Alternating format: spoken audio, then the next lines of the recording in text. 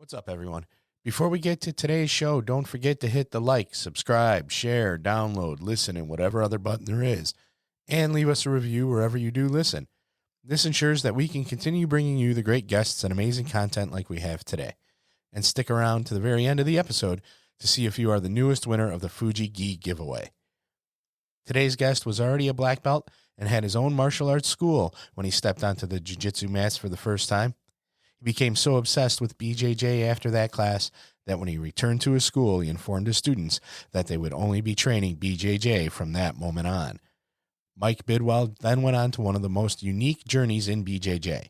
Listen as he discusses that journey, how Jiu Jitsu can affect all aspects of life, his beliefs on how much belts matter, his teaching and coaching philosophy, and how he spent 13 years as a brown belt. Here's the RŌL Radio with the owner-instructor of Flow Life BJJ Plus and the creator of BJJ After 40, Mike Bidwell.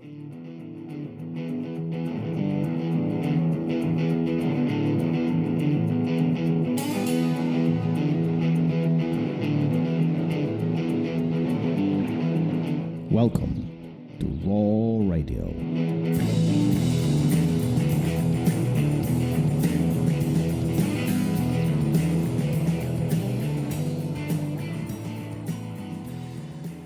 Man, we're live. Gary, how are you, sir? I'm great. I'm excited about today because it's been a long time coming.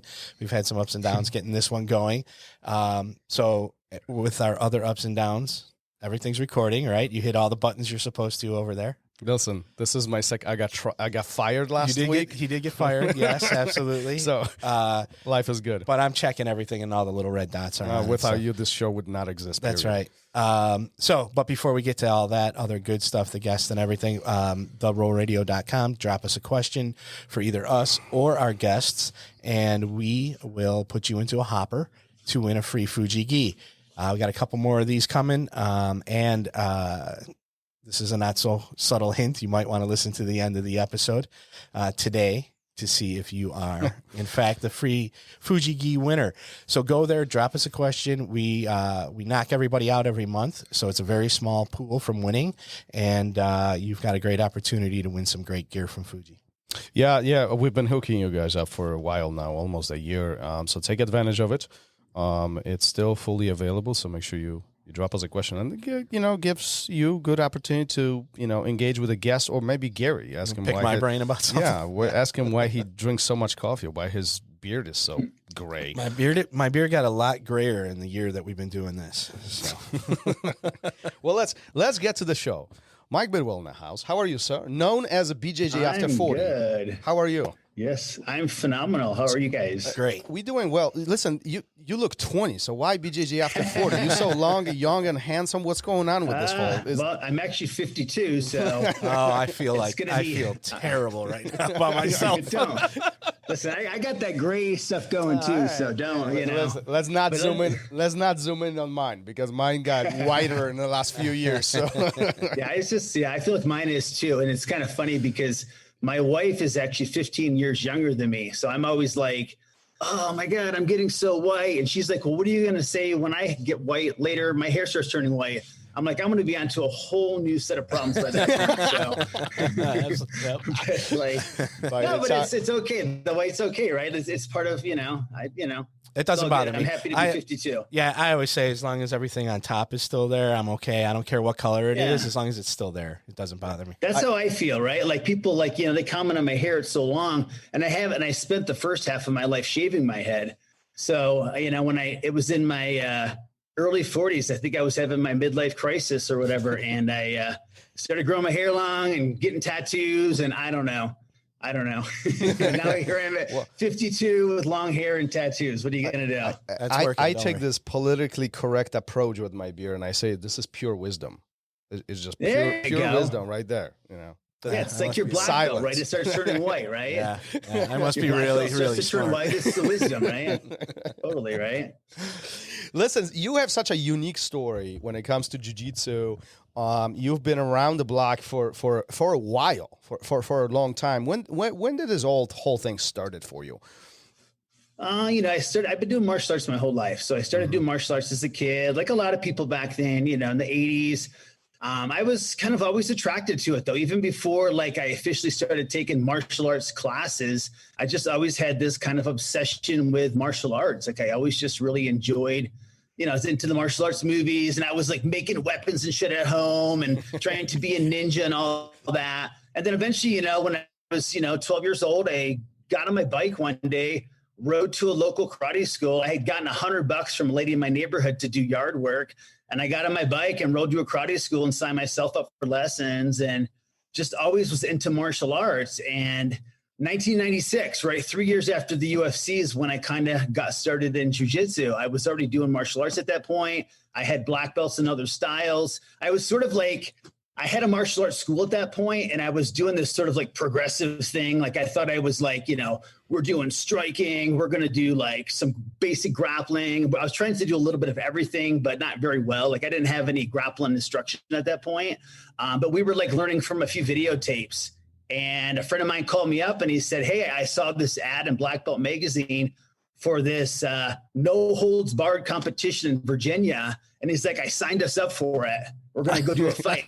So I was like, okay, I'm totally in. At that point I'd done like, I competed in kickboxing and some other stuff and like karate and stuff like that. But this was like, at that point in 1996, it was like, nowadays we sort of take it all for granted. Like that's, MMA is just kind of part of the culture in the mainstream now. But back then it was like really shocking. You know what I mean? Like we went to Virginia to do this MMA fight. And right up to when the event was being held, like the police were trying to shut the thing down, and there were like politicians involved, and it was all this kind of crazy stuff. And so me and two other guys ended up fighting. There were a lot of guys on that card that went on to be kind of notable. Joe Gerson, I don't know if you know who Joel Gerson is. He's up from Canada. He was a Shudo guy. Dan Bobish, who fought in the UFC, was on that card. Leo Dalla. So anyway, so we ended up fighting on this card. I ended up fighting a blue belt from Canada. It was like a 30-minute fight. It was like these weird rules where we could like strike standing up, but then there was no striking on the ground. And I did okay, but it ended up being a judge's decision, but I lost. And I lost because I didn't know how to grapple. I did okay in the stand-up. Like I was kneeing him and elbowing him and stuff like that. But when I got to the ground, I knew nothing. So the next day, Mario Yamasaki, right, at the UFC, Mario Yamasaki, yeah. He invited everybody to come down to his school. So we went down to his school in DC, and I never stopped after that. Like just got really, really into jiu-jitsu and just haven't looked back since. Yeah. This is such an interesting part at the end here. You say, you try it once and then you're hooked. And this is not only your story. My story is personally literally the same way. I tried it once and I was done. I mean, I was hooked. I couldn't get rid of it. But it's not only you and I, it's many others. Why do you think why jiu-jitsu is such a magnet? Why is it so difficult to get rid of it, especially for the guys who started 20 or 30 years ago? Well, I think back then it was like an interesting mindset because I don't think everybody was running to it. I used to have this saying that like other traditional martial artists were either running to it or they're running from it. They were like looking at it going, oh yeah, this is right, man. We got to learn this stuff. Or they were going, I remember this one karate guy and he was like some 6-degree black belt, somebody I respected. And I said, what do you think about this BJJ stuff? He goes, oh, that grab ass. And I was like, wow, that's what he thinks about. They're playing grab ass. So why do you think some of these traditional arts, and I don't think that's the case anymore. However, no, I don't either. At that point, a lot of these traditional martial arts didn't treat jiu-jitsu as a something respectful, something really that is tangible, something that is, worth even spending your time. And yet somehow all of this evolved where without jiu-jitsu now, I mean, there's really nothing you can do from a fighting perspective. Yeah, it's just funny because we were all conditioned to believe something. And if you think about it, if you put it into the time frame, right? 1993, right? First UFC, 1996 when I started. That time frame, there's no internet, right? Correct. There's no YouTube. All we believe as martial artists is what they told us in Black Belt Magazine, right? So you have some guy on the cover of Black Belt Magazine doing a one-finger death touch. And you're like looking at that and you're going, that's some bullshit. Like, I know that's some bullshit. Like, I know that that's not real, but I can't prove that. And I remember to me and my friends would be like, if that guy, George Dillman, ever comes to our town, man, we're going to show up at his seminar and we're going to prove that death touch stuff doesn't work. Right. But, but back then you only believed what they told you. So there was no way to disprove anything. And now with the internet, I mean, come on, dude, you can see right? You see actual fights popping up all the time, and you see grappling, actual grappling happening, right? So it's hard for nowadays to avoid it. But I think back then it was like, imagine doing this thing your entire life, like a traditional martial art. You've basically sold your soul to this thing. Like it's something you practice, you believe in, it's in your blood. And then something comes along and it basically disproves it. And you either have to adapt and accept that, right? Or you have to just go into complete denial. And I think back then that's what a lot of people did, right? Funny you mentioned this death touch. Do you remember when I was talking about this? We're not going to mention any names, but actually, and this is going 20 years back. We actually had one of those death touch individuals here in Chicago area visit our Jiu-Jitsu academy to prove that it worked. And they had obviously proved it, right? Well, and they had a news crew. Listen, I'm not mentioning any names here, but this is on YouTube. It's actually on YouTube. If you Google this, if you dig this deep enough, you'll find it. I've seen this video. Yeah, it's the WGN news, so that can help you out. WGN. No, Look it up. I think I've actually seen the video. I think I know what you're talking about. So I was actually there when they were doing this, and everybody's was scratching their head, is what in the world is going on here? And remember, I don't know. I'm a white belt at that point. Guys like Stefan Bonner, Miguel Torres, they are blue belts. This is so early on. And we all scratching our heads. It's what is going on here? And I think Hizuki was Stefan. And you know what's crazy about it is that the people that practice that with these people actually believe it, I think. I don't think it's some big con that everybody's in on it. I think it's some weird kind of group hypnosis or something weird is going on there, because you see these videos and people flying back, not even touching them and stuff. It's bizarre, right? Yeah. Well, it's interesting, right? But that also kind of brings an interesting point of conversation where, you become who you hang out with. It's these guys, they train together, in this very specific thing. And again, I don't mean to be disrespectful towards the other arts, traditional or non, but there is some factor of reality in all of this. And these guys truly believe that this worked. Just like we believe that jiu-jitsu works, just we kind of have it proven over a decade or two, even when you're teaching, sometimes you have to I have to correct my ukis. I was like, hey man, don't move your leg for me. You know what I mean? It's even your own students sometimes start to do that in this weird way, right? They know the move, so they anticipate it, so they start moving their body in this beautiful, correct way. But it's it's not always going to be a good thing either, right? Yeah, it's interesting how all this unfolds. And look, I told you we're going to derail in that direction. That's okay. Yeah, we're at the no touch. It's an interesting conversation. No touch jiu-jitsu. That's what we should do. There you go. No touch jiu-jitsu. No grips. We tried that in 2020. It didn't work very well. I was just going to say the same thing. Didn't we do that? I feel like we did that, because I remember teaching some Zoom classes where it was no touch. And the first few weeks went really well, and then everything just started to decline after that. Yeah. Dude, I'm actually hating Zoom so much. Yeah, I'm actually curious how that looked from a Zoom as a company on their side. The first few weeks, it was spike of views, and then everybody just starts declining. Totally right. So anyway, you get into this jiu-jitsu awesomeness. You're doing this. You have some interesting fights, and where is this going for you? What is your train of thought? Because you come from you mentioned a traditional martial arts, so you have a very different perspective than somebody who's starting jiu-jitsu only. Yeah. So and back then it was different too, because so I went back to my school then, and that was kind of the only thing I was trying to do at that point. I was a lot younger, and I had a small school and a health club, but it was the only thing that I was doing. But I shifted my school completely. I went back to my school that week, and I told my students, we're not doing that other stuff anymore. It's all jiu-jitsu now. And I made everybody get a gi, and we started doing jiu-jitsu, and that's all we did. So, and it's weird because how long you've been training? How long you've been training when you said that? So I was 28 years old. So I've been doing martial arts for, but jiu-jitsu wise, how much of a jiu-jitsu experience you have when you tell this to your students? Zero. None, right? I had none. Isn't that funny, right? And like back then, you know what I mean? So like part of that was like, okay, so where are we going to train now? So I did start going down to Yamasaki school for a bit. And then eventually I started training with Alon Goez out in California. And it was just like, you know who Alon is? Alon Goez fought Sakuraba, fought Pride 4, Carlson Gracie guy. He's a legendary MMA guy. But I literally went back to my school. We shifted. And so then I started going down to Yamasaki's, but that was like a 3-hour drive. And, but back then that was totally acceptable, like I used to go down there like on a Wednesday afternoon. It was like a 2.5-hour drive or something, and train in the evening and then get back at like 4 a.m. and go, do my thing the next day.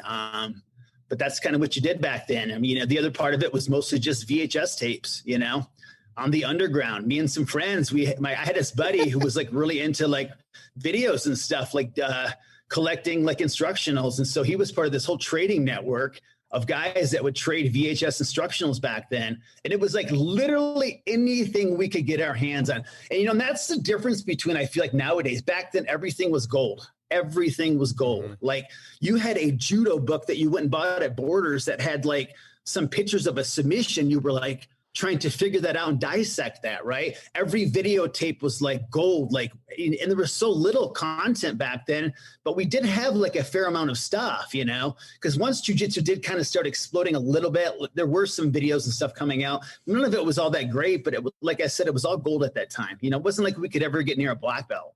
So we were mostly doing like videotapes, training where we could, and just, trying to progress like that at the very beginning stages. And that just reminds me, I actually remember going to Borders and just bookstores in general. Yeah. And I was broke and I couldn't buy the books. So I just sat there and I read the books and I put them back. And I remember after a few times they yelled at me. It's like, you can't do that. You have to purchase the book, blah, blah, blah. It's not a library, sir. Right. But I was like, no, I'm not paying. No. And I kept reading. Completely different world that it is today. Yeah, totally. Right. So yeah, it was like, so back then it was like that, when we got to even train with someone, it wasn't like we got a lot of moves. You know what I mean? When we took a class, when I used to go out to California and train with Alon, he would show us stuff, but it was like very limited what we were actually getting. You know what I mean? We weren't getting a ton of stuff. So, but everything meant like the world. Like there's stuff to this day, like, the way that I do like a double ankle sweep, hook sweep, sickle sweep combo, right? I learned that from Alon, 20 years ago. Like, and I remember that class to this day because every move you learned, you were just like so attentive to it. But nowadays we're so overwhelmed, with the internet, including myself contributing to that. There's just so much content out there. It's just, we're overwhelmed by it. So let's spin this in this direction. Do you think that's a good thing or it's not such a good thing? I mean, is the content really this amount of content that we're dealing with today? Is that good for students? I think it's good because I think that it's how we evolve the art, it's in a very organic way too. I've had people I'll put a move online and somebody will take that move now and go to a tournament and compete and be successful with it and come back and tell me about it, or take that move and tweak it and turn it and remold it. I end my videos by saying, continue molding the clay, right? And what I mean is I'm giving you that move now. This is my interpretation of it. What do I know? I don't know. You take it now, give the world your interpretation of it, right? But if we didn't have this ability, like what we're doing right now, right? But to be able to upload videos and put content online, then it all goes back to pre-2000 where we're all hoarding and hiding shit, right? Yeah, the only way you would ever see moves is you'd go to a big tournament, and you'd see the moves, and that was it. Yeah, and that's cool, Oh no, I mean we had Draculino here on the conversation, and he was saying the only way really to learn what other people are doing, you had to go to competition, and then there was no recording them because the phones didn't exist, So right. Whatever you remember, you took it back and you try to pick it apart, at your own place. So it's a very different dynamic. But so let's spin this. What you're saying is a good thing. The content is a good thing. But then we have students who start jiu-jitsu. It's week 1, and they are trying to do bear balls, flying triangles, leg locks, and all the other things. And I'm not saying they shouldn't, but often we skip the basics, which we both know is a fundamental. It's the most important part of the growth when it comes to jiu-jitsu. Yeah, and it's important for each professor in their school, right, to make sure that they're presenting the jiu-jitsu in a way that, like, that they're getting the fundamentals. So, and talking to them about that, making sure that the techniques that they're trying while they're rolling, is that appropriate to your level, right? All of my students, the same thing, like, and I have to exercise that discipline as an instructor too, every single moment, because I want to, sometimes you're in class and you want to show them the coolest thing that you want to do, right? But that's not maybe appropriate to a white belt, or maybe even to that person's body style or whatever, right? So I have to constantly be doing that on a moment by moment basis. But yeah, I think it's really up to the instructor to deal with that on an ongoing basis with your student. Have those conversations with your student about the techniques that they're practicing and making sure it's appropriate. And but I actually believe in, like, letting students explore a little bit too. Like, so let's say you want to do like an advanced. So maybe someone like really is interested, let's say in a berimbolo or something like that. So maybe they start practicing that stuff early on. So that way, when they get to the point where they really want to work that technique, they've got a few years practicing that, if that makes sense, as long as it's not becoming like the next shiny object that's, becoming a distraction. I think it's easy for that to happen, right? We see that all the time right now with leg locks, right? Like, I love leg locks. I was doing leg locks before leg locks, right? You know what I mean? Like, everybody was doing leg locks. So, like, everything kind of just repeats itself. I remember when leg locks were big, and then they kind of faded away, and now they're kind of big again, and it has evolved a lot. And I love all that stuff. But I also think there's, you got to be careful with it too. Like, I'm really mindful with my students. I don't want to see, like, a white belt doing some kind of crazy heel hook. You know what I mean? Like, that's not appropriate to their level, or if we're doing gi training or something like that too, right? Yeah, and it, like, you're absolutely right. It's almost like the evolution continues repeating itself. It's like his history keeps repeating itself. We talked to Dean Lister. I mean, he was doing leg legs before leg legs were even a thing. That's exactly before they were right. He's the guy. I remember watching Dean Lister's instruction about leg legs, but when nobody knew what leg legs were. Like, you know what I mean? And now, and then it got forgotten for about 10 years or so. And then now it's a whole thing. I remember when Spider Guard was it. It was hot. Right? Nobody, what the hell are you mean you're going to be flying? I had this VHS tape back, like, this is pre-2000. It was called, like, the Submission Bible. It was from Japan, and it was all these crazy leg locks. I mean, stuff that you're kind of seeing now, but it's so old school, like, but it's, it's the same stuff. I mean, you go back, a lot of this stuff you see back in catch wrestling like a million years ago.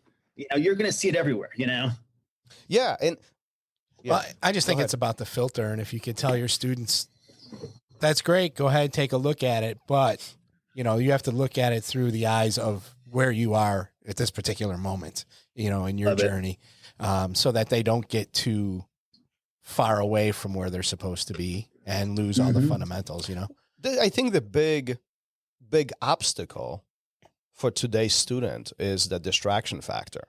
Because the content is so available and is available anytime on our phones, we don't even need a computer anymore. Like, it's just so available at our hand that we can pull up anything we want at any time we want, anywhere we are, right? And continue staying focused on what we really want to work on it's hard. Like, I find myself, like, I'm working on a specific thing, and then I often talk about, Gary and I, we often talk about this, never endless vortex of YouTube. You searching something, and then the little bar on the right side. Well, not even just through what you can find online or anything, but even just when you're rolling, it's like I'm working on knee side smash, and it's not working so well after 2 or 3 weeks, and it's like, well, maybe this isn't for me, and I should try something else, and then 3 weeks of something else, and then 3 weeks of something, and you never get good at anything, and you have a little bit of knowledge on a bunch of stuff. Or if you would have put that 9 weeks into that knee side smash, think about how good you'd be at it at that point. Yeah, and on the flip side of that too, you have people that become like move collectors. You know what I mean? I've seen students in the past where they're like, they could show you like every single move and like how to do it, but they can't do any of that stuff. Yeah, you know what I mean? Or they don't have like their own kind of, like, I always feel like at purple belt, we start to develop that sense of me, right? Where we develop our own sense of style and like who we're going to become in jiu-jitsu and what's going to be our preferences and all of that. Right. And so like the problem sometimes with like, the abundance of moves, it's like, it's hard to dial that in at purple belt. So I'm always eyeing that for my students. Like, they're getting close to purple belt. Okay, who are you going to become now? Yeah, and because I think that's really important. And you're right. Like a white belt often is focused on kind of survival and kind of getting these very basic fundamental things. And blue belt is a lot of experimentation, but yet you're still getting stuck and you're still troubleshooting. And the purple belt is that pivot point. That's where you start develop. You understand what's going on, even though you still might be getting smashed, but yet you're starting to develop things. This is where you're on your own. You're kind of walking by yourself. Yeah, I call it the teenager stage. You have all the power of an adult, but none of the experience yet. Yeah, I like that. Yeah, it's a good analogy. I like it. Yeah, Thomas is going to screw that up. I'm totally. I'm stealing that from you. Do you want me to say it again? Yeah, please. I'll say it one more. You do have a rewind. No, but it's true though. Like you do though, as a purple belt, you have all of the power of the adults, but without all of the experience, right? Like you're doing leg locks now. You're doing all the crazy stuff now. And there's a lot of ego that runs wild at purple belt, right? Just like a teenager, right? But it's okay because the purple belt's brain isn't fully developed yet, right? Like a teenager's, right? And that's where it happens at brown belt. And I feel like a brown belt for me, it's about becoming the leader. It's about becoming the teacher and being able to pass the art on, because that's what black belt is for me. It's like, how can I pass the art on now? It's not about me anymore. Purple belt was about me. Brown belt, I'm learning to become a teacher. Black belt, I'm passing the art on now. That's a great way of looking at it. I really appreciate that, because I think that it really that identifies these stages as we go through it and mature within jiu-jitsu. And often that would give the student a goal, what they should be focusing on, from that high level belt perspective. But at the same time, belts sometimes create this false perception of a goal, something that students often focus on.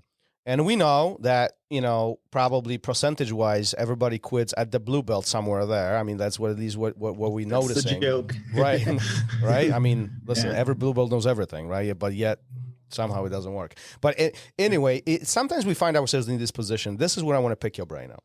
Sure. We think we are continue growing, and jiu-jitsu is so difficult to measure, and we compare ourselves to others, which is not such a good thing. And then we are stuck for extensive periods of times in these plateaus, if you will, right? And belt often is our reference point of growth. This is our succession. This is how we are making this progress. And then we are stuck for whatever reason it is. And you found yourself in that spot for a while. Yeah. Walk me through your train of thought. First of all, we got to explain. I'm not saying anything right now, but we got to explain what were you stuck in and why this was happening. But I want to really pick your brain on the train of thought as you find yourself in this position, because many would quit. They would be like, screw this, and I'm gone. So for me, what were you stuck in? Let me tell you my trajectory for my belts real quick. So like I ended up it's weird because I was never a blue belt. So like I was competing as a white belt in jiu-jitsu. I even competed up in Canada as a white belt in the advanced division, because it was like under 3 years or 3 years and over. Yeah. And I ended up competing in a no-gi match against Marcio Fatosa. Right? No, I'm not even kidding. Like I was like, this guy's got pretty bad ears. Right. I mean, so like, right. And I got tapped out in like 30 seconds. So, it was super fun, but it's kind of funny now. It's a great story now. But anyway, so like I was a white belt for a long time. And then Alon promoted me to purple belt. So I never was a blue belt. And I got my purple belt in 1999. I got my brown belt in 2001. And I got my black belt in, drum roll please, 2014. All the guys that started with me got their black belts, and I think it was like 2006. So all the guys that started the same time that I started back in 96. And several people went on to get black belts in that time. So I was a brown belt for 13 years, right? And it's a long time. Most people if you ask somebody how long it takes to become a black belt, they'll say 10 to 15 years. Some people say 10 to 13 years. But I was at one belt for 13 years, and so people always ask me, "Were you training that whole time?" Yes, I was training that whole time. Was I training great? Was I keeping my body in the best condition during that time? Was I keeping my mind in the best condition that time? No. And, why was I stuck there? A lot of reasons, some of it was moving and relocating a couple times, in jiu-jitsu, it's tough when you train at one school, then you go somewhere else. It's like dating somebody, you got to date them for a while before you get married, before you're going to get promoted to a belt. So, there was always some of that going on. And then there was a lot of self-sabotage in a lot of ways. And as I look at it back now in hindsight, because I was that guy that would say, people would say, what belt are you? And I'd be like, I'm a brown belt. Or they would meet me and they'd say, oh, you're a brown belt. How long have you been a brown belt? I've been a brown belt for 10 years or 9 years or 8 years or 7 years or 6 years or whatever it was. And I'm like, I'm going to be a brown belt forever. I don't even want a black belt. So I would make a joke about it all the time. Like, I don't give a shit about the belts. Belts don't matter. And I think that can be a sticking point for people. When you decide that you're not about the belts, guess what? You're not about the belts then. But when you're not about the belts, I feel like you're also not about progression too. Because the belts in jiu-jitsu actually mean something. To me, they're like, when I look at it now, I was just talking about this with my students. It's like rungs on a ladder. There's 4 rungs, in this ladder, right? So each rung represents a belt. What's the purpose of a ladder? To get you to the next level, right? You don't stay on one rung forever and be like, I'm just a ladder standing person. Like, I just stand on ladders all day, right? That's not the purpose of the ladders, to get you to the top. So I was stuck on that one rung for 13 years though. But so what was your train of thought in doing this time? You didn't want the black belt, or you just didn't care about it? I think at some level I would say that I did care. Of course I cared about it, because I would see because at one point I had moved from the East Coast. And so I had some old students that were back on the East Coast still. And I was out on the West Coast. And some of those guys, I had guys that had started jiu-jitsu with me back in 2001 who went on to get their black belt, or when I started, and went on to get their black belts long before me, like students that started as white belts when I was a brown belt and went on to get their black belts. So I would see stuff like that, like on the internet or on Facebook, or somebody would message me and say, oh, I got my black belt. And I'd be like, oh, that's so cool. I'm so happy for you. But secretly inside, I was super bummed. I was like, God, I'm never going to get my black belt. And some of it was like, like I said, I had moved and relocated and stuff like that. And, it just kind of I just wasn't progressing forward, How much, if you had to identify a percentage, how much the relocation had to do with it, or how much your mental state had to do with it? I think more my mental state than anything, truly. I think if I'd really buckled down, and focused, I probably could have gotten my black belt. But in hindsight now, I'm kind of happy I didn't. You know what I mean? I'm happy I got my black belt when I did, because it all worked out perfect. I don't think I would be the black belt that I am right now. I wouldn't be the person that I am right now, let alone the black belt that I am. So in hindsight, it really served me. Go ahead. Well, that's what I kind of wanted to talk about, because I think if I'm following your timeline correctly, at that point you were also really overweight. And I think, so I know how that plays into it as well. So can you talk about that mental state a little bit more? For sure. And a lot of that too, because I wasn't eating healthy, that was a big part of it. My diet sucked. Before I was 40, before I really made this big shift in my life, because it really happened at 42, that when I really made a big shift. But before that, I was eating really crappy. I had a terrible diet. So I was the guy in my 20s, I could eat anything I wanted and I'd always be in good shape. I'd always have abs and all that crap, but I was always in good shape. I ate crappy food though. I'd eat McDonald's. I'd eat everything bad all the time. Then when I hit my 30s, if you carry that diet over into your 30s now, right, your metabolism shifts. I started getting out of shape. And then I started getting heavy, and I got up over 200 pounds, which for me, a guy that was always 155, 6'1", I was always pretty thin and tall. That was really out of shape for me. My blood pressure was really high. I was having a lot of gastrointestinal and stomach problems. I was getting sick all the time. So, and then of course, my jiu-jitsu sucked. When your diet sucks and your food sucks and the way that you live sucks, your jiu-jitsu is not going to be great. I tell my students this all the time, all of these factors matter, right? You can come to jiu-jitsu and train as hard as you want, but if you go home and you're sabotaging everything that you're doing on the mats, that cycle is not going to help you, right? It's not going to serve you. You're really working against yourself. So, But I know that from experience because I was totally working against myself. Like I wasn't eating good. I wasn't thinking good. I was depressed all the time. I was even suicidal at one point. So like everything kind of wasn't going my way. And like my jiu-jitsu wasn't either. Right.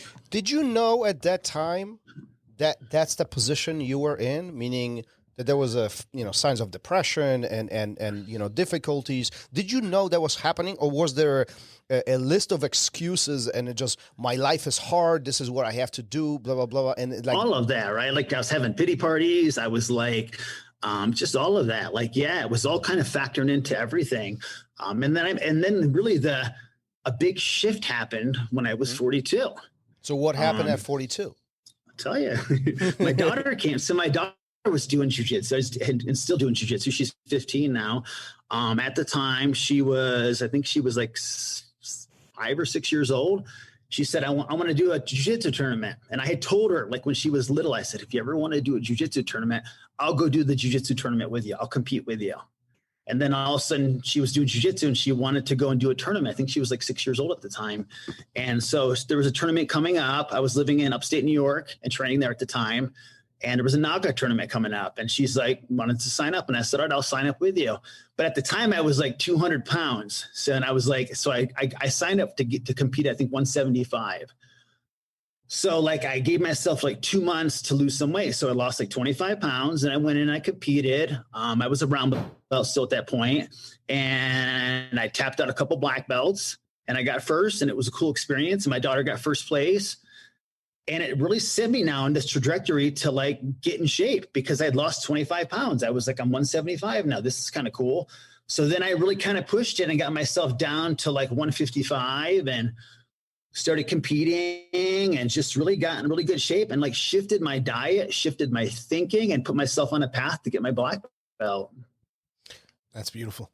Is that when you talk about Flow U? I've heard you say a couple times. Yeah. And is that what you're talking about? That's where the long hair came from. See the long hair? That's where that came from. That's where all this shift of, who I am and who I've become and, who I continue to become in my life. Would you say that this was accidental, meaning kind of just cards fell in place, or was this more intentional? It was definitely, I think it was intentional. I don't believe in accidents. I think there's some intention behind everything. It's interesting because the word intention means, if you look it up, I just looked this up just recently, it means to stretch your purpose. So if your intention is to stretch your purpose, right?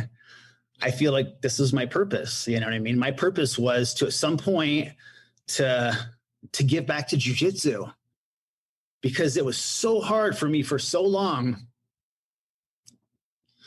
Getting emotional about this, you know what I mean? Because I love jiu-jitsu. I'm so passionate about it, It was so hard for so long, but I got my black belt and I said, I'm just a normal guy. You know what I mean? I'm like you, you're like me, you know what I mean? Like everybody, right? Like, so I'm just a normal guy, you know what I mean? So I felt like, how can I give back to jiu-jitsu now? How can I give back to jiu-jitsu? And so one day I came home and I said to my wife, I had this epiphany, and I was like really serious about it. Like, come here, I want to talk to you. Let's go in the bedroom. I want to talk.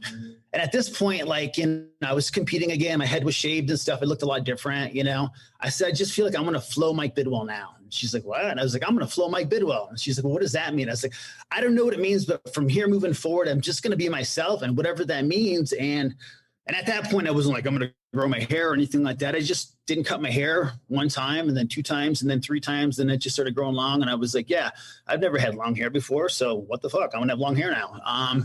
And so I started to try to be more true to myself. And someone talked me into putting a video online. It was right after I got my black belt. I remember the date. It was like July 8th, 2014. It was like a ninja roll choke video where I wrapped the lapel around the neck and roll, right? And a couple of my students were like, yeah, you should put a video online. I was like, yeah, I'll put it online, but probably no one's going to watch it because it's kind of stupid, right? Like, and at first we went to video it and I kept rescheduling it and stuff like that. I was trying to avoid it because I didn't want to video. I was like, I don't want to put myself out there like that. I'm kind of a super introverted kind of person, like truly privately. I always say I'm an extrovert professionally, but introvert privately. And so I didn't want to put this online. And so we go to video at the next time, and actually the video doesn't come out. We get home and look at it. It didn't come out. And I was telling my wife, I was like, see, we don't need to do this thing. And then we ended up, right. And then we ended up videotaping it, and we put it online, and some grappling website reposted it. And a bunch of people liked it and stuff like that. So I put a couple more videos out then. And at that point, I actually had my BJJAFTER 40 site, but it was nothing. I had like nobody following it. I wasn't doing anything with it. I was just reposting memes and shit. You know, it was just kind of like pointless. And,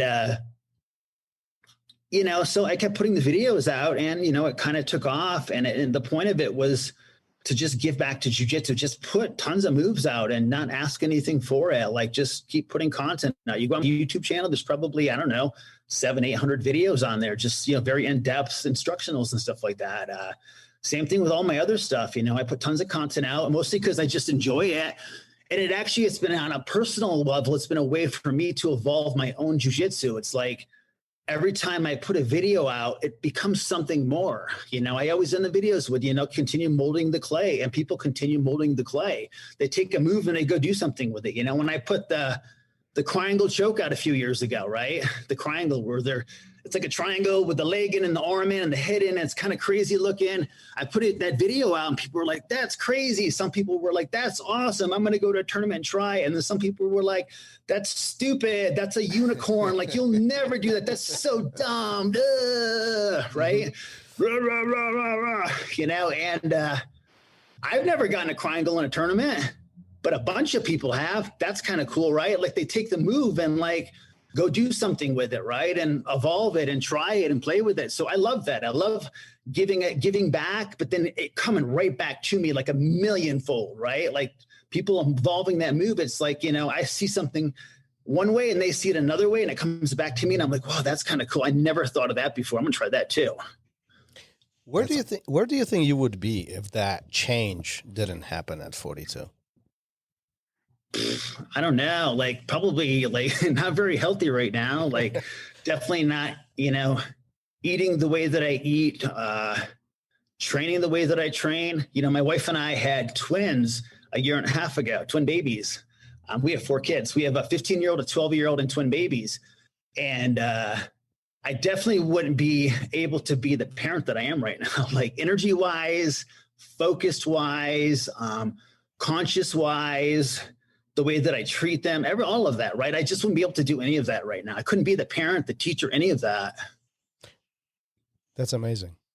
How do you, going back just a little bit, you know, when you're saying the person that you wanted to be, is this the person that you wanted to be, or the person you always were, and circumstances wouldn't let that person come out? Oh, that's a good I always feel like we have this higher self, right? We have this higher self, the person that we could all become, right? Like this perfect version of ourselves, where, you know, mentally, emotionally, physically, we're at our very best.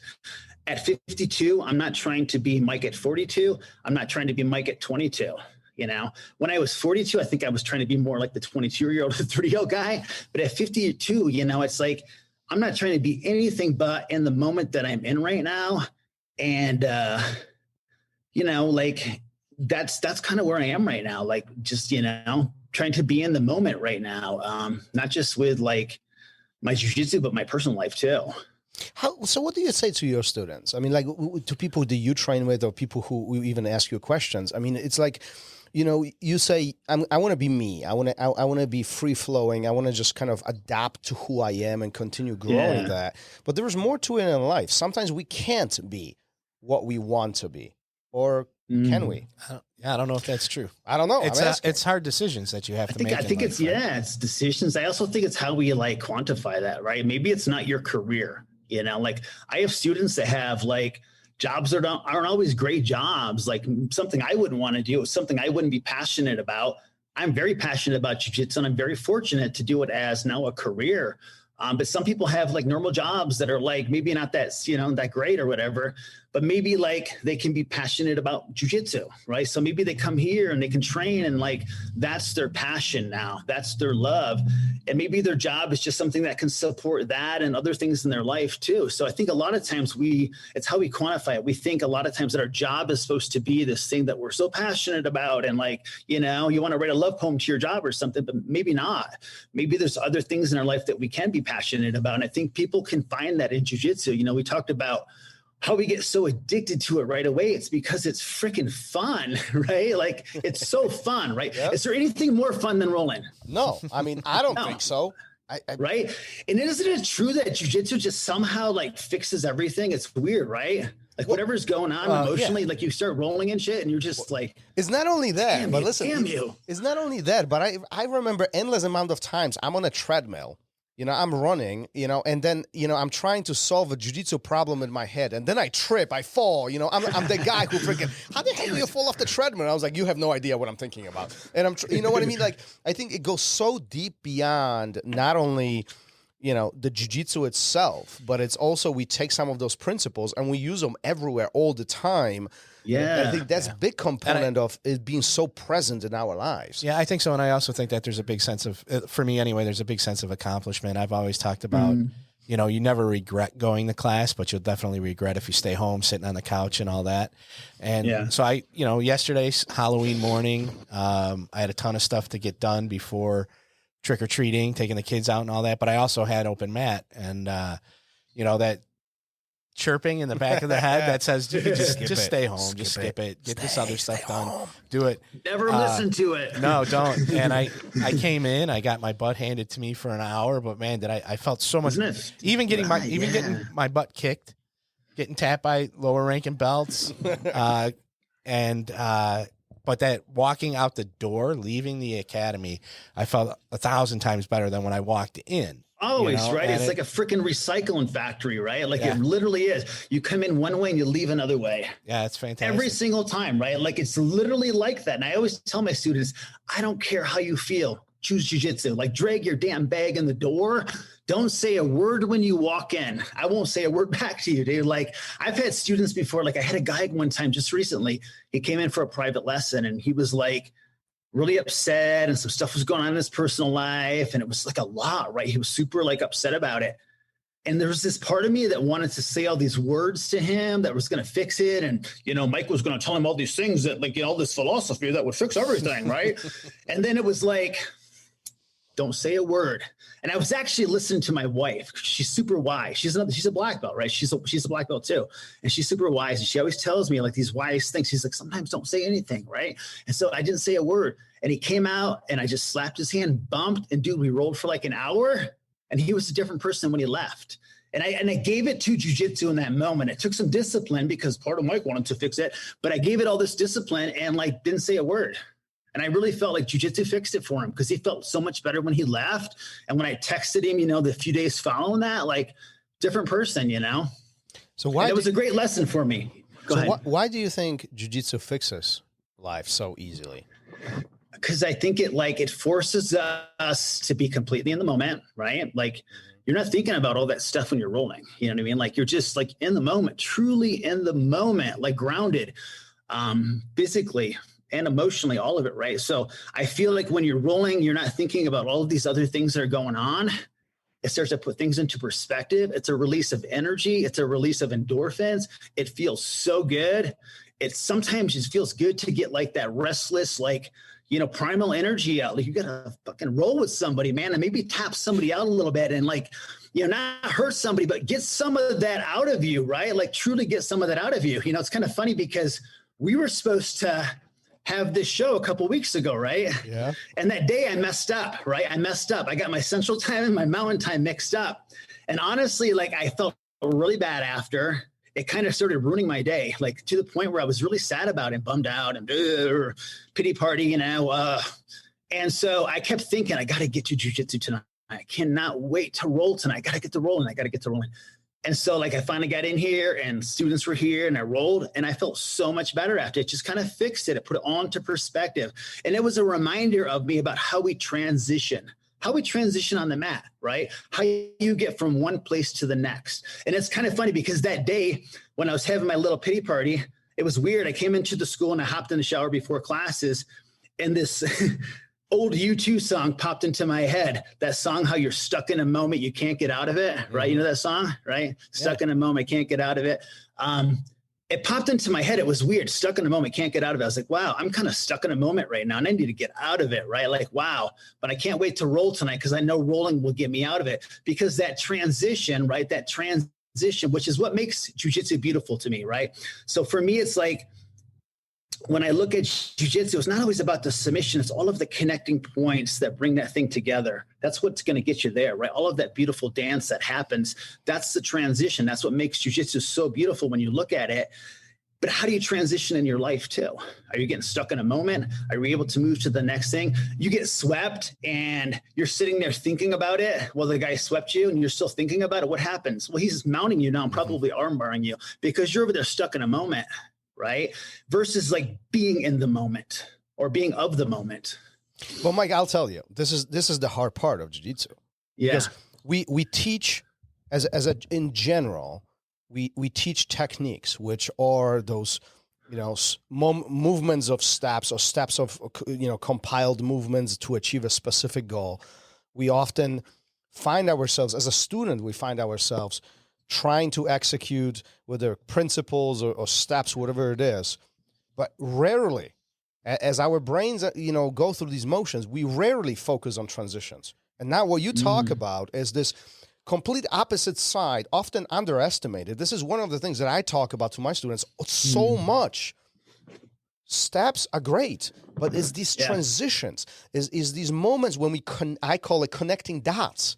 It's not about, A and B. It's about this momentum between A and B. The moment we can connect these things, this is where we have this web of information. This is where we can become really, really powerful. So why in the world it's so hard for us to connect these dots? Why is it so hard for us to transition from one position to the other? Why is it so hard for us to transition between these feelings in real life?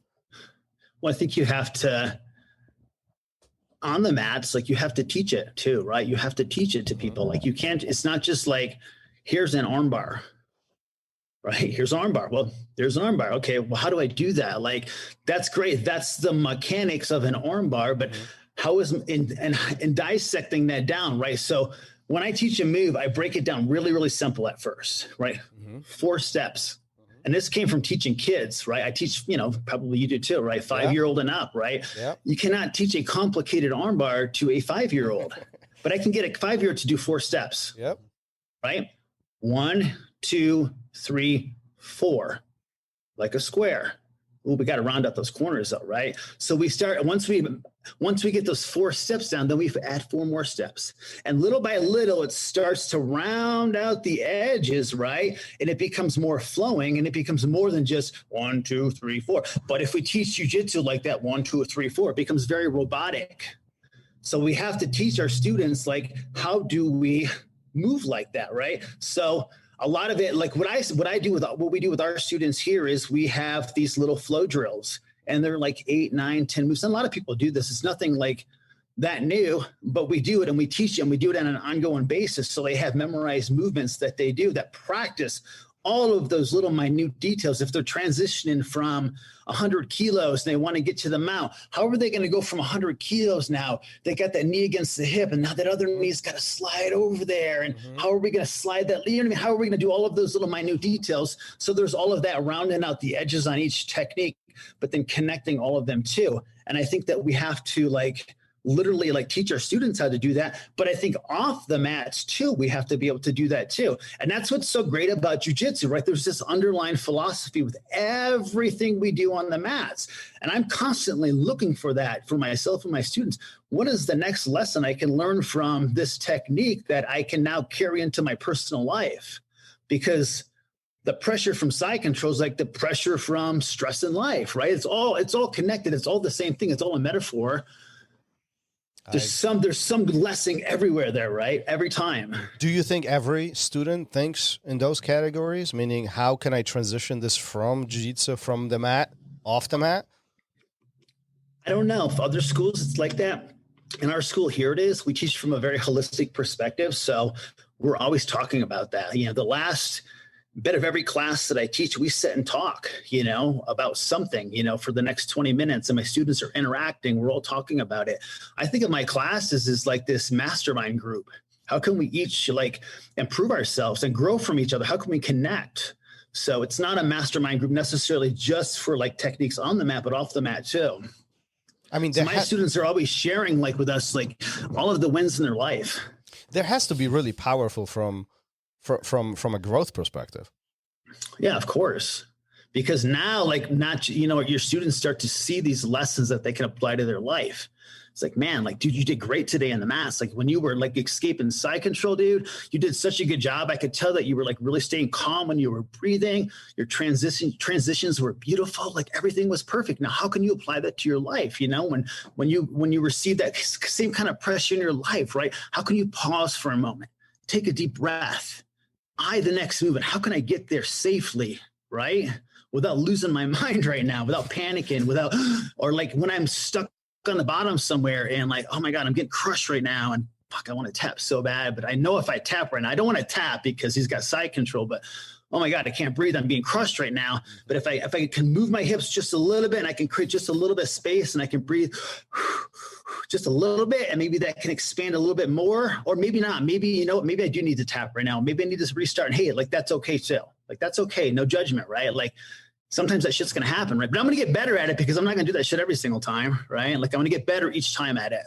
Was that your train of thought the entire time, or have you developed this, later on during through your journey? Well, it definitely wasn't like that when I was a brown belt for 13 years. But when I look back at it now, right, in hindsight's a powerful tool. So I can look back at it now and extrapolate these great lessons from it that at the time, that's the funny thing about lessons, right? They're never lessons when they're happening, right? It's always in hindsight, but that's the power of it, right? You got to get through it so that you can look back and say, okay, yeah, I see that now. But at the time you can't do that because you're knee deep in the shit. You're in the mud. When you're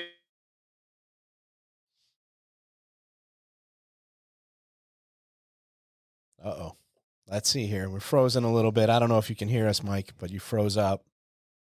Oh, there we go. You're back. We lost you for a couple We lost you seconds. for a second. Yeah. Repeat the last, repeat the last sentence. No, I was saying just when you're stuck in the mud, it's so hard to not be stuck in the mud, right? When you're knee deep in it and you're in the trouble like that, it's hard to not think outside of it, So, but again, it's when you get through it, after 13 years of being a brown belt and then get in my black belt, now I can look back and say, wow, great lessons in there, I definitely see now the power of the belts and the importance of the belts, right? When I was a brown belt for so long, I don't think I saw that. There's definitely a point where I gave up on the belts and I didn't really care about them. And so when I hear students, sometimes it's a red flag for me when someone says they don't care about the belts. I say, well, hold on a sec. What do you mean by that? Because every now and then somebody will come in, they want to do jiu-jitsu. They'll maybe contact your school and they're, what are you interested in? Blah, blah, blah. And they'll say, well, I don't really care about the belts. I don't care about that stuff. Well, what do you mean? You don't care about that? What does that mean? Well, that's not for me. Sometimes that can come across even as arrogance. I'm above that. I'm not about the belts. I'm way above that. Right. But a lot of times I think it's an insecurity too. And I think it's a way of not having to participate in that. I don't have to be part of that now. I don't have to go for that now. They can go through that hard stuff. Right. But I really get my students on board with that. So one of the things we ask our students to do is we have them go purchase their blue belt, not me, them. I tell them, when you're ready, I want you to go find the perfect blue belt, the one that you really love. Because this is what I ended up doing. About a year before I got my black belt, I went and bought a black belt. I ordered it and it sat in a box. And before that, I had it as a screensaver on my computer because I was really zeroing in at that point. I wanted that black belt, I was ready for it. Because before that, there was a point where I'd given up. I came home one day before the Flow Mike Bidwell.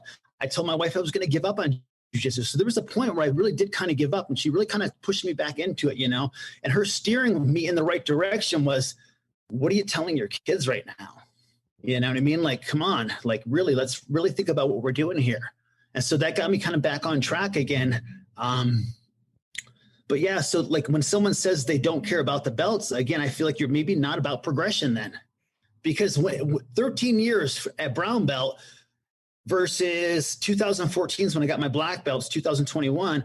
I feel like I've progressed way more in the last several years as a black belt than I did that entire time as a brown belt.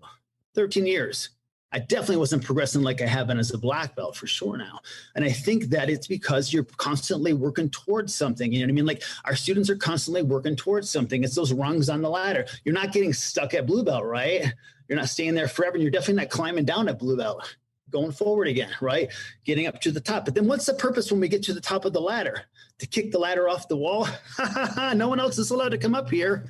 And knock off everybody down below, right? Or kick people off as they're climbing up, right? No, of course not, right? It's to get back down on the bottom. Cheer them on initially, right? Push them when they need a push, right? But eventually hands off and let them climb on their own. And let them find their way up there on their own, right? And hopefully not be stuck on one rung for 13 years. I love it.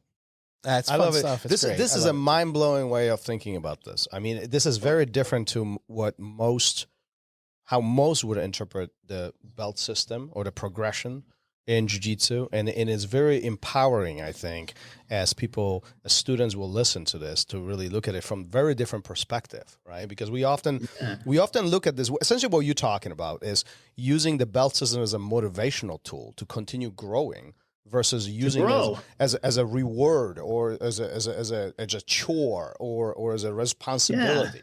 Like the physical belt itself, like you care about that to a degree, but like truly no one else does. I always tell people, like, if you think that blue belt's so important, do me a favor, take it to work tomorrow and take it out in the break room and show everybody your blue belt. It'll be really cool for everybody. They'll tell you about how their niece, who's 9, is a black belt in Taekwondo. She can kick your ass.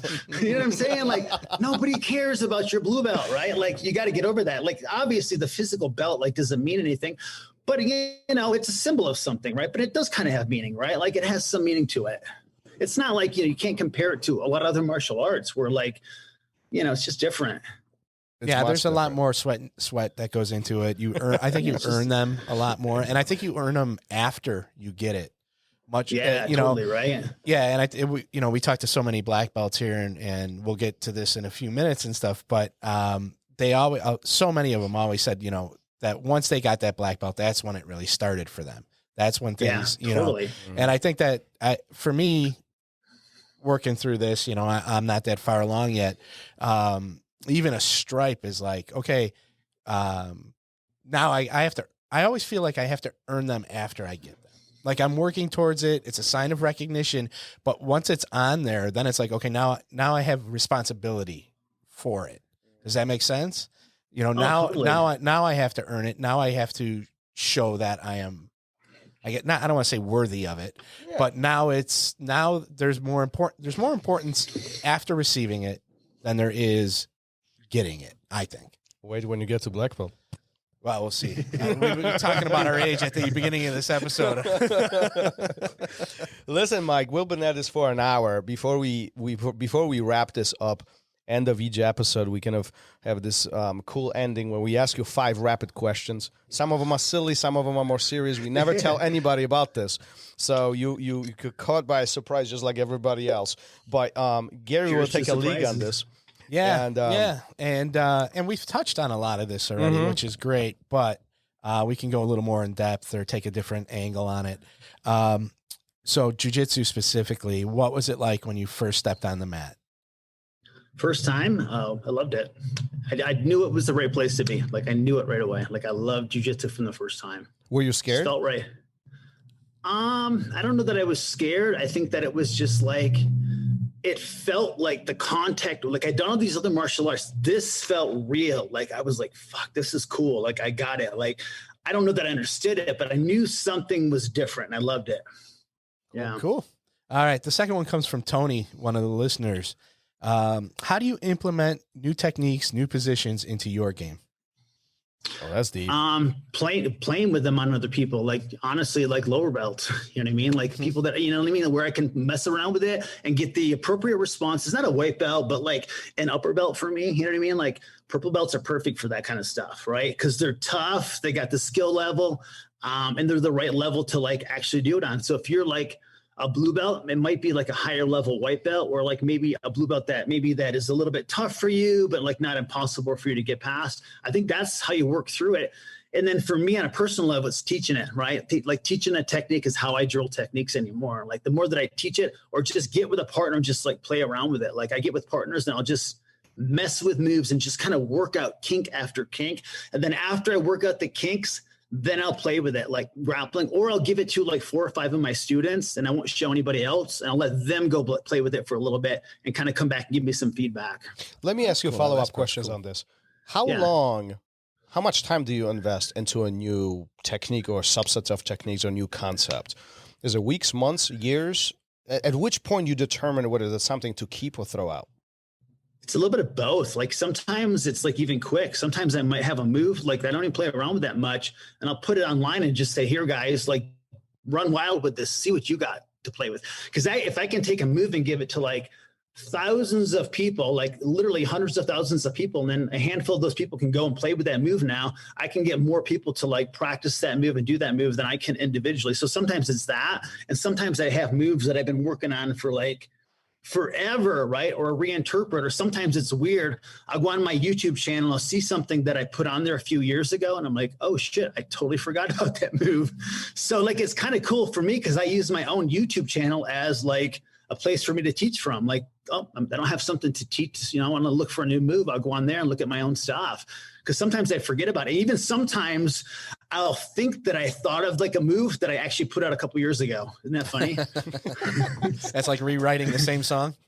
Yeah, literally. I'm like, wait a second, that looks familiar. Don't worry, Mike. Gary forgets about techniques all the time. Yep, I do. I forget about everything. For different reasons, but he does. That's too many the blows age to the thing, head. I think. I don't know. I get choked out too Wait much. a minute. Is that what I got to look forward to? Mm-hmm. Absolutely. Oh, 100%. Well, it's a good excuse. You know what I mean? It's a great excuse. It's a built-in You can use excuse. it at home all the time. Oh, I forgot. It's my age. Yep. I had one of those moments yesterday. I walked into the kitchen, turned around. My wife was looking at me like, what are you doing? And I was like, I have no clue why I walked into this room. I have no idea why I'm here. I started doing some other stuff, and like 15 minutes later, it was like, oh, yeah. Okay, now I got back up, went in there, did what I needed to do that first time. But yeah, it's like, it's happening, man. It's happening. It's going to come for you too. Don't worry. I'm still young. I'm still young and good looking. I'm sticking with it. We got a decade You'll on be this fine. guy. You got some time. You got some time. You got some time. He just said he's good looking. It's already happening. Don't worry. Oh, no. Don't. You have touched on it, but we didn't really go into it. Have you ever wanted to quit? Oh, yeah, totally. Like, there was definitely points of wanting to quit. And there's points of wanting to quit on the mat. Like, I think we all face that on a daily basis, right? Like, someone mounts you, puts pressure on you, or any of that. Like, you feel like sometimes you want to quit, like you want to give up, right? I think, but jiu-jitsu has a way of, I don't think it ever totally inoculates that from us. I think those moments are going to come back sometimes, but you definitely get better handling it. And I think as a black belt, you become very stoic to it. Like, it's like part of being a ninja, you know what I mean? You or like Spock, right? Like I always think like Spock, right? Sometimes you got to put that mask on, right? And you don't need to let your students know you're tired. You don't need to let everybody in the room know that, right? One of my big pet peeves is like when a student finishes a roll and they lay on the mats like this. I don't let my students do that. I always tell them, stand up, don't act like a loser. Get up off the mat. Cause I don't, it's like you're celebrating exhaustion. Oh, I'm so tired. Right? Versus retraining yourself. Pop up. I don't care how you feel. Pop up. Right? Pop up. Don't let anybody in the room know that you're exhausted. Right? That's part of becoming like a ninja, man. Like ninja don't need to take his mask off. Right? Just got to see my eyes. You don't need to see the rest of me. So sometimes it's like that. Right? And so, you got to be stoic. Right? And jiu-jitsu is very good at that. And that's a great thing that can, a great skill set for life. Yeah. It's one of the few things that anytime I feel like I want to quit, anytime that pops into my head, I think about how I would be letting not only myself, but all these other people down. Or when there's other things in my life where I was like, screw it, I don't want to do this anymore. That didn't occur to me. And I don't know why, but with jiu-jitsu, it does. It's a very quick transition from this sucks, I don't want to do it anymore, to who are you fooling? You're going to miss it. You're going to let people down. You know how important it is. I mean, it happens almost instantaneously. So and what a great skill set for your life now, right? For every other aspect of your life. I didn't quit at jiu-jitsu, right? I'm not quitting over there. So, and that's just hard. Like that stuff is really, really hard versus like, you know, I can get through this, get through it. Yeah, no problem at all. Did you have something you wanted to add, or are we moving on? No, I think he's interested in our conversation here today. All right, you guys sound really smart. And I think much older. You know, Thomas. I'm just sponging right now. Thomas did get fired for not hitting the record button last week, Mike. So if you're ever looking to start something up, a whole new podcast, you know who to call. Wait, really? Seriously? Did just happen? Number 4. Moving on. I could be the co-host. Yeah, sure. I gotta give it to you. And then Gary. I see my stool slowly getting pushed further and further from the microphone. I'm not even. Where's he going? Where's he going? Yeah. Number 4, and I think this is going to be unique for you. Describe your feelings when you received your black belt, when you got it. Oh, like, you know, I cried. I went right to my wife and hugged her. She cried, super emotional. Like, even now, like it almost makes me want to get emotional about it right now, because it was like literally the summation of everything coming together in one moment. And my black belt, you know, test was tough and I went through a lot. And like, so yeah, dude, it was like, it was phenomenal. It was the best feeling in the world. It was like, I cannot believe this is actually happening. But then like when you get your black belt, you don't even realize, you think you're like, I'm a black belt now. That's it. I'm a black belt. And then you realize there's like rank among black belts. And like, you're not even like, you're just a black belt with just a plain old red bar on there. You got nothing on that. And you actually, isn't it weird? Like you feel that, like you look around, you're like, wow, there's like stripes on their belts, and some of these black belts have been around for a while. And like not long after getting my black belt, I taught at the origin camp, like Jocko was there and like all these other black belts. And I remember lining up, and I was a new black belt, and I was all the way down on the end, just all by myself down there. So you start to realize, so as big as it becomes, like you realize, wow, there's a lot more to this still. There's a whole nother world now. Like now I'm actually responsible for something now. Like, holy shit, right? Like there's a lot of responsibility that goes with it. With great responsibility, right? Great power comes great responsibility, right? Yeah, Uncle Ben was very wise. So was this the end or the beginning for you? Oh, the very beginning, because like I said, in the last 7 years, I've learned way more as a black belt. And I feel like I've matured more as a human being, how I teach, my teaching style. It's a constant evolution for me. Like it never stops. It's like every time I teach every time I teach a technique, I don't want to say a technique, I could pick a technique. I'm going to teach cross collar choke for the next 2 weeks, right? Something beautiful new will come of it. Like I'll find something in there that I never saw before, a movement. I taught on Saturday a hip bump sweep, right? And I have this different way of doing a hip bump sweep. But then I found this other little tiny thing in there that I was like, oh my God, all these years I've been doing this move forever. There was this little thing that I was like, wow, that's going to change everything now, right? So those moments, those aha moments are like all the time. They're always there. I feel like whenever I dip in the well, like something beautiful comes out of it. I can find something interesting in there that just keeps me going, right? It keeps me motivated at 52. And I hope at 62, 72, 82, 102, whatever, I'll still find inspiration in jiu-jitsu. I think that's the beautiful part about jiu-jitsu, that one, there is so much room for interpretation, but two, we all process information very differently. And Gary and I we spoke about this many times on the show. Is I tell my students often, if we got 100 black belts in a room and ask them to teach the same thing, you're just going to get 100 different versions. Totally, right? Because we all process information differently. Our perspective is different, and that's the beauty behind it. That's the beauty, power. Yeah. Yeah, fantastic. All right, and then the last question, as always, is do you wash your belt? That's so funny. You could actually go on my my channel. I literally just washed my belt the other day. Every time I wash it, I'll put a video of it going in it's kind of funny because that's the joke. Every time I put a video of my belt being washed, it's crazy the amount of comments that come through. Like, it's ridiculous. People are so crazy. It cracks me. I almost do it because I think it's funny. I'll tell my students, I'm going to watch. I'll go home tonight, put a video of my belt being washed, go read the comments.